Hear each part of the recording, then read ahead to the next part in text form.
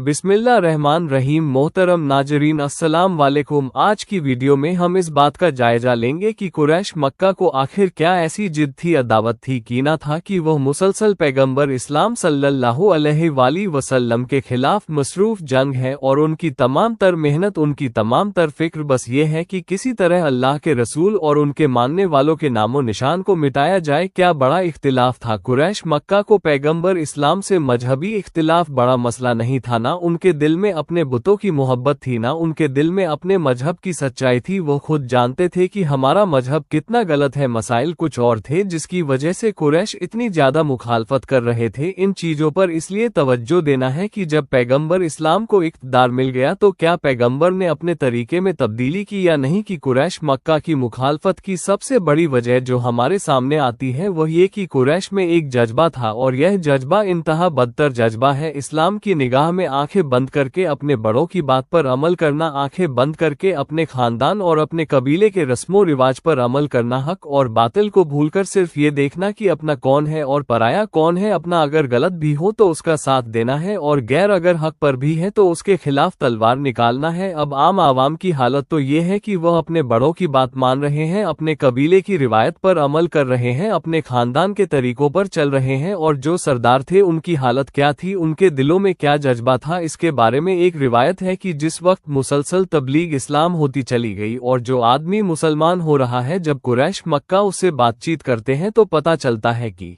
कुरान सुनकर वह मुसलमान हुआ है। जो आदमी इस्लाम के करीब आ रहा है, पता चला कि कलाम खुदा ने उसके दिल पर असर किया है। अब रोजाना कुरैश यही सुन रहे हैं कि हमने इतना प्रोपेगेंडा, हमने इसको काहिन कहा, हमने इसे शायर कहा, हमने इसे दीवाना कहा, मगर इसके बावजूद जो आदमी भी इसके करीब जाता है, कलमा पढ़ता हुआ आता है और हर एक ये कहता है कि इसकी जुबान में एक ऐसा असर है और इसके कलाम में एक ऐसी ताकत है कि हमारा दिल कह उठा कि यह सच्चा है। तो आखिर सरदाराने कुरैश ने ये सोचा कि हम भी तो देखें कि यह है क्या कुरान, ये है क्या चीज। अब तक ये कुरान सुनने को तैयार नहीं थे। उनका तरीका ये था कि पैगंबर इस्लाम कुरान शुरू करे तो ये तालियां पीटने लग है, पैगंबर कुरान शुरू करे तो यह अपने कानों में रुई ठोस लेते हैं। फकत इनका एक सरदार वलीद इब्ने मुगरा एक मर्तबा पैगंबर इस्लाम के पास गया था और उसने पैगंबर से कुरान सुना था तो उसके ऊपर असर होने लगा, जिसके बाद सरदारा ने मक्का ने ये तय किया कि हमें ये कलाम सुनना ही नहीं, लेकिन यह फैसला है शुरू का। अब 810 साल गुजर गए और ये देख रहे हैं कि जिसे देखो वो कुरान सुन के आता है और मुतासिर हो जाता है। यहाँ तक कि हमने कुरान के मुकाबले में झूठा कुरान बनाया, उसका भी कोई फायदा नहीं हो रहा है। हमारे एक सरदार नजर इब्ने हारिस ने बाकायदा ईरान जाकर वहां से किस्सा बयान करने वालों को, कहानियां सुनाने वालों को दावत देकर बुलाया और वह खाना काबा के सामने किस्से कहानियां सुनाते जिसमें दिलचस्पी होती थी। पैगंबर के कलाम में तो सिवाय जहनुम के अजाब के और डर के कुछ है ही नहीं। इब्तिदा आयत कुरान की तो यही है और वह कहानी सुनाता है, किस्सा सुनाता है, फिर भी लोग यहाँ पर आ रहे हैं। तो आखिर इस कुरान में है क्या, हमें भी सुनना चाहिए। तीन बड़े सरदार अबू सुफियान बिन हर्ब, अमर बिन हिशाम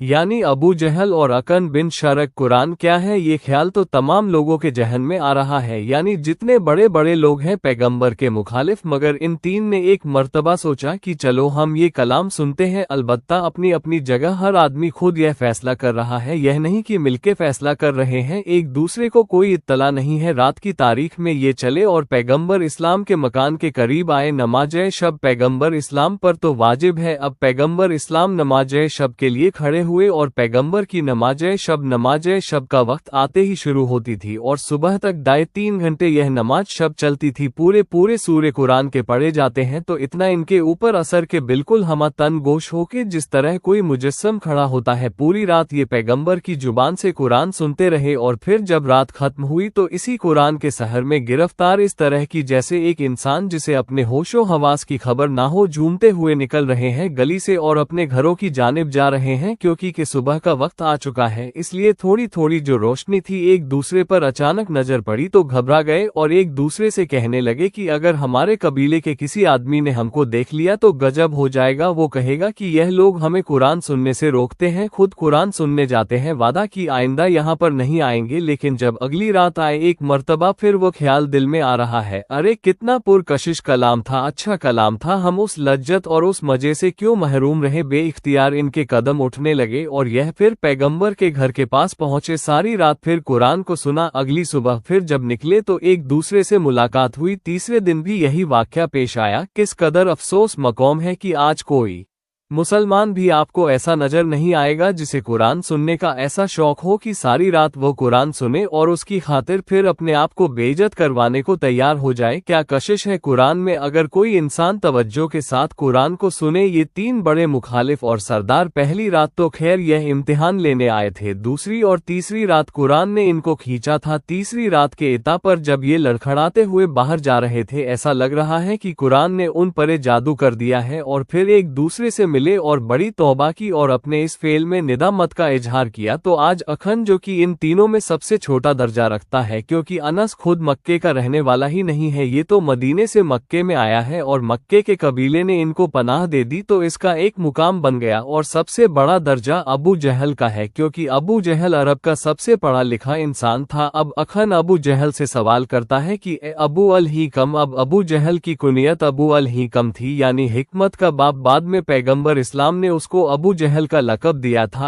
अबुल हिकम, ये बताओ कि तुम तो खासे पढ़े लिखे इंसान हो, ये जो कुरान 3 रातें मुसलसल तुमने और हमने सुना, अब तुम्हारी राय क्या है, इसके बारे में तुम्हारा फैसला क्या है। अब देखिए जवाब इनका। आवाम क्यों मुखालफत कर रहे थे रसूल की, वो आपने सुन लिया कि अपने बड़ों के पीछे चलना है। और बड़े क्यों मुखालफत कर रहे हैं, तो अबू जहल कहता है कि सुनो अखन, तुम मक्के के रहने वाले नहीं हो, इसलिए तुम्हें पता नहीं कि हमारी तारीख क्या है। ये बनु हाशिम, इन्होंने लोगों को अपनी तरफ खींचने के लिए अपने दस्तरखान को बहुत वसी कर दिया। जनाबे हाशिम का नाम हाशिम पड़ा ही इसलिए कि वह लोगों को इस कसरत के साथ अपने दस्तरखान पर मेहमान बनाते थे कि उनका लक़ब हाशिम हो गया। इन्होंने अपने दस्तरखान को वसी किया, हम भी इनके मुकाबले पर आए, हमने भी अपना दस्तरखान फैलाया जितनी हमें इस्ता थी। इन्होंने शुजात का मुजाहे किया और मुख्तलिफ जंगों में तलवार चलाई, हमने भी तलवार चलाकर अपने नौजवानों को जंगों में भेज के इनका मुकाबला किया। इन्होंने सखावत का मुजाहे किया, हमने भी अपनी दौलत और जायदाद को कुर्बान करना शुरू कर दिया। जो ये करते थे उनके मुकाबले में हम करते थे, लेकिन अब जो इन्होंने ये कहा कि यह है और इनकी बात मानना सब पर जरूरी है, हम इसका मुकाबला नहीं कर सकते हैं और यह भी बर्दाश्त नहीं कर सकते कि यह हमसे आगे निकल जाएं। अगर कोई दुनियावी चीज होती तो जो ये करते उससे बढ़कर हम करते। इन्होंने दस्तरखान फैलाया, हमने भी फैलाया, इन्होंने शुजात का मुजाहे किया, हमने भी तलवार चलाई, इन्होंने सखावत का मुजाहे किया, हम भी सखी बन गए। लेकिन अब नबूवत का जवाब कैसे दिया जाए जब इन्होंने ये दावा कर दिया कि हम नबी हैं। खुदा की कसम, हम कभी यह बर्दाश्त कर ही नहीं सकते कि यह खानदान हमसे आगे निकल जाए और इसे हम पर फजीलत हासिल हो जाए। तो अब छोटों में, आवाम में, आम आदमियों में खराबी क्या कि हमें अपने बड़ों की बात मानना है, ये गौर किए बगैर कि वो सही कह रहे हैं या गलत कह रहे हैं। और बड़ों का मसला क्या हसद मसला है, जो बदतर खराबी है, ना सिर्फ एक मोम के लिए बल्कि हर इंसान के लिए। ये हमसे आगे क्यों निकले जा रहे हैं। और फिर हसद के बाद जो दूसरी चीज हमें नजर आती है वह है तकब्बुल। कुरैश पैगंबर इस्लाम को ये पेशकश कर रहे थे कि अगर आप हमारी एक बात मान ले तो हम आपके करीब आने को तैयार है, और वह ये कि हम सब कुछ बर्दाश्त कर लेंगे, यानी अपने नफ्स को कुर्बान करते हुए, अपने आप पर काबू पाते हुए हम ये भी बर्दाश्त कर लेंगे कि आप हमसे आगे निकल जाए चाहिए, लेकिन ये बर्दाश्त नहीं कर सकते कि हमारे गुलाम और हमारी कनीज हमारे बराबर आ जाएं। अगर हम हसद के जज्बे को निकाल के बनी हाशिम की सरदारी को मान भी ले तो अपने गुलामों को अपने बराबर नहीं देख सकते हैं। आप हमारी एक पेशकश कबूल कीजिए कि अपने गुलामों को हमारे करीब ना आने दीजिए, उनका वक्त अलग रखिए, हमारा वक्त अलग रखिए। और कुरैश की यह पेशकश बाज मुसलमानों के जहन को भी मुतासिर कर गई। इसी के जमन में तारीख के अंदर एक बहुत ही मशहूर वाक़या है कि खुद हजरत उमर रजी अल्लाह अन्हो, जो अक्सर 2 या 3 वाक़यात अपनी जिंदगी के बताते थे कि यह वाक़यात ऐसे हैं कि जिन पर मुझे हमेशा निदामत रही। इनमें से पहला वाक़या यही बताते हैं कि जब कुरैश के सरदारों ने ये पेशकश की पैगंबर इस्लाम को, तो मैंने जाकर कहा अल्लाह के रसूल, आज तो हम कामयाब हो गए। अगर इनकी इतनी सी बात मानकर के गुलामों और कनीज का आपके पास आने का टाइम अलग कर दिया जाए, सरदारों का अलग कर दिया जाए, और इतनी सी बात मानने से यह हमारे करीब आ जाए, तो इससे बड़ी हमारी कामयाबी कामयाबी क्या होगी और पैगंबर इस्लाम ने मना किया था। तो हजरत उमर रजी अल्लाह अन्हो का ये जुमला बहुत मशहूर है कि मुझे उस वक्त बार बार रह रह के ये ख्याल आता था कि अल्लाह के रसूल ने ऐसी दानिशमंदी की बात क्यों नहीं मानी। इसके बाद कुरान की आयतें नाजिल हुई कि जिसके अंदर इस ख्याल पर मुसलमानों को मुतबब्बे किया गया है कि यह क्या ख्याल तुम्हारे जहन में आया है कि सेठों का और सरदारों का इस्लाम अलग और गुलामों का अलग, इसका मतलब ये कि इस्लाम को नहीं समझा। तो हजरत उमर रजी अल्लाह अन्हो ने ये जुमला कहा था कि जितनी निदामत व पशेमानी मुझे अपने इस मुबाहसे पर हुई जो मैंने पैगंबर से बहस की, यह सारी जिंदगी मुझे निदामत रही। तो बाज मुसलमान ये सोचने लगे थे कि यह बात तो बहुत ही अच्छी है, लेकिन इसके मुकाबले में पैगंबर इस्लाम कहते थे कि हरगिज नहीं, ये तो इस्लाम की जड़ काटना है। अगर इस बात को कबूल कर लिया जाए फिर तो वह इस्लाम ही ना रहेगा कि जिस पर झगड़ा और इख्तिलाफ हो रहा है। इसी तरह एक और वाक़या पेश आया जिसका जिक्र कुरान करीम के 30वें पारे के 30वें सूरे में आया है। वाक़या ये था कि पैगंबर इस्लाम तबलीग के लिए बैठे हैं हरम में। वलीद इब्ने मुगरा ये कुरैश के बड़े सरदारों में से एक है, इसकी पार्टी भी बड़ी है, इसका असर भी ज्यादा है। यह अक्सर पैगंबर के पास आता था क्योंकि बाकी तमाम सरदारों के मुकाबले में ये सीनियर भी था, यानी उम्र भी इसकी ज्यादा थी, खानदान भी इसका बहुत बड़ा था। तो कुरैश के सरदार भी अक्सर इसे अपना नुमाइंदा बना के भेजते थे। ये पैगंबर इस्लाम के पास आया हुआ है और कुछ बातों पर बहस हो रही है कि इतने में एक सहाबी आए, अब्दुल्ला इब्ने उम्मे मक्तूम रजी अल्लाह ताला अन्हो, जो नाबी ना थे। बिल्कुल शुरू में उन्होंने इस्लाम कबूल किया है, ये मुसलमान हो चुके हैं। ये कुछ एकामा हासिल करने के लिए पैगंबर इस्लाम के पास आए। तो अब कुछ रिवायतों में यह है कि जिस वक्त ये पैगंबर इस्लाम के पास आए तो एक शख्स ने इनको रोक दिया कि नहीं, अभी इतना बड़ा आदमी रसूल के पास बैठा हुआ है और वह रसूल से बात कर रहा है, उसके सामने तुम्हें हम नहीं जाने देंगे। और कुरान की आयत इसकी मजम्मत में नाजिल हुई। कुछ मुफस्सिर लिखते हैं कि यह पैगंबर इलाम ने गलती की थी, माद अल्लाह की, वह जो मालदार आदमी बैठा था और यह नाबीना सहाबी आ गए जिनकी जाहिरी दुनियावी एतबार से कोई हैसियत नहीं थी। तो पैगंबर ने उन पर तवज्जो ना दी बल्कि नाराज होने लगे कि तुम इस वक्त क्यों आए कि जब मैं एक बड़े सेठ से बात कर रहा हूं। तब कुरान की आयतें नाजिल हुई। तर्जुमा उन आयतों का ये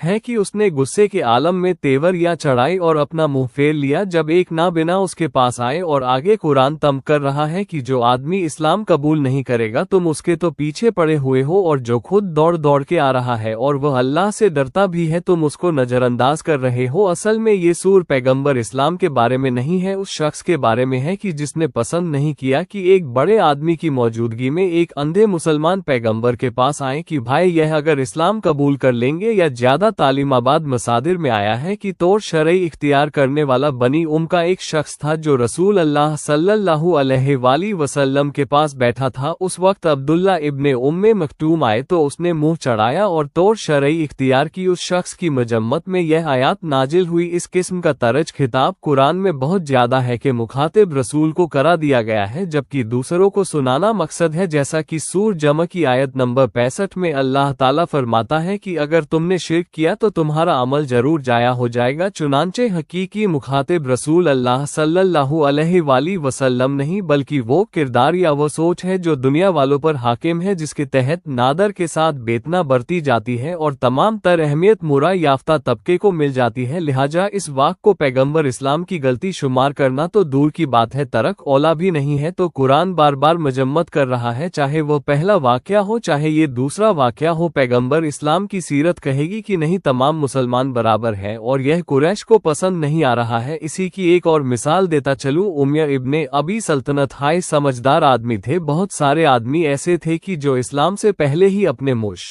से, अपने खानदान से और अपने मजहब से बेजार हो चुके थे। उनमें से कुछ इंतजार करते रहे कि कोई ना कोई पैगाम हक लेकर आएगा और इंतकाल कर गए, और कुछ को पैगंबर की जियारत का मौका मिल गया। अब इनमें से एक उमैर इब्ने अबी सल्तन पेपर और उनकी समझ में अपना दीन नहीं आ रहा बल्कि अपनी अकल से उन्होंने यह फैसला कर लिया कि कायनात का कोई रब है, और यह भी उनकी अकल ने उनको बता दिया कि उस परवरदिगार का कोई रसूल भी होना चाहिए। ऐसी शख्सियत, और इसी पर उन्होंने बहुत सी नज़में बहुत से कसीदे लिखे। मगर जब पैगंबर इस्लाम ने ऐलान रिसालत किया तो वो शख्सियत की जो पहले से रिसालत की का